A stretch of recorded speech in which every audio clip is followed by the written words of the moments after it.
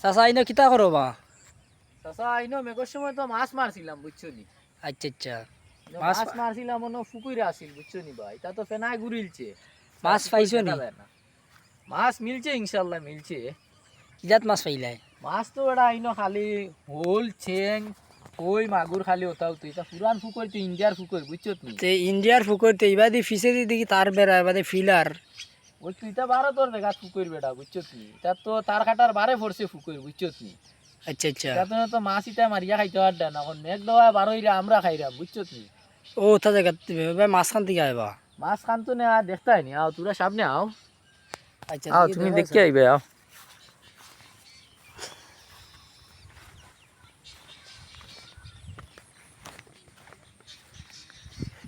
আয় বেড়া দেখি লিবে। ও দেখ রে নি, ও দেখ রে নি, ফেনা আর ফেনা।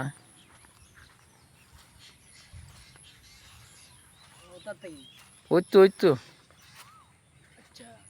ও দেখ রে নি খালি ফেনা। ও নর তলতাই বার হইছিল মাছ। ও দেখ রে নি তার কাটা। হ্যাঁ।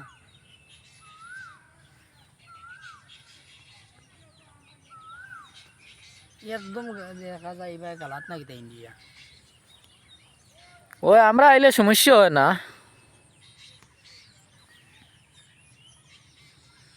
সমস্যা না ও কারণে হয় না, মানে তারাও দেখলে চিনতে পারে খে বালা আর খে বাটপার বুঝছো নি বা। আচ্ছা আচ্ছা। তুমি তোরা কিচ্ছু কইতে হইতে নি। আমি তো চাচা বর্তমানে এই মুহূর্তে আছি বাংলাদেশ এবং ভারতের সীমান্ত এলাকায়। সীমান্ত এলাকাত নাই বেটা, তুই বর্তমানে ভারত আছো তো ওই দেখ। আমি ভারতে ঢুকিয়েছি।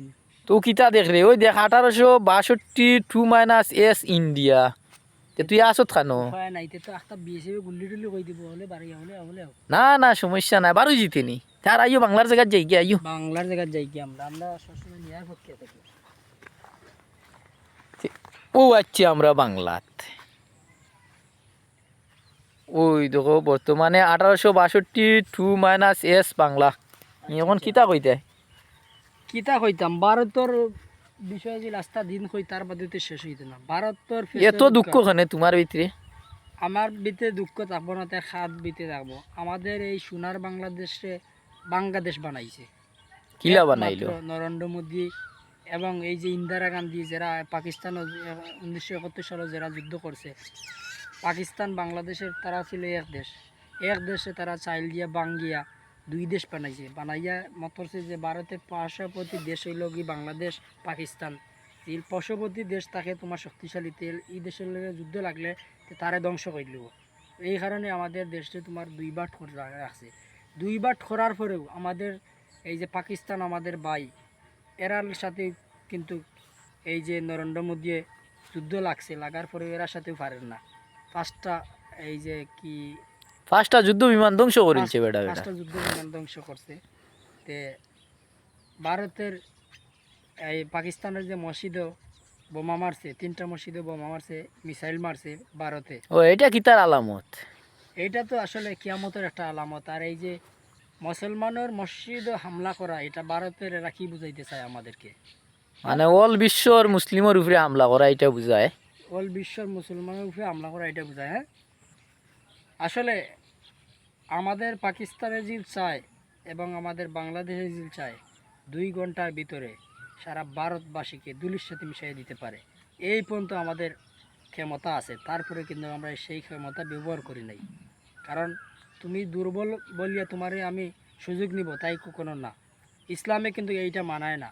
এইটা একমাত্র তারার ধর্মতে মানাইতে পারে যে তুমি দুর্বল, তোমার এখন সুযোগ নিব বা ওই তো ইসরায়েলেও তো কাফিরের বাচ্চা আনতে দেখায় না নি, দুর্বলের উপরে কি জুলুম করডা। মোলাউনের তো সিস্টেম হইল দুর্বলের উপরে জুলুম করা। হয় কিতাবা ভারত দেখতাই নি এখনো?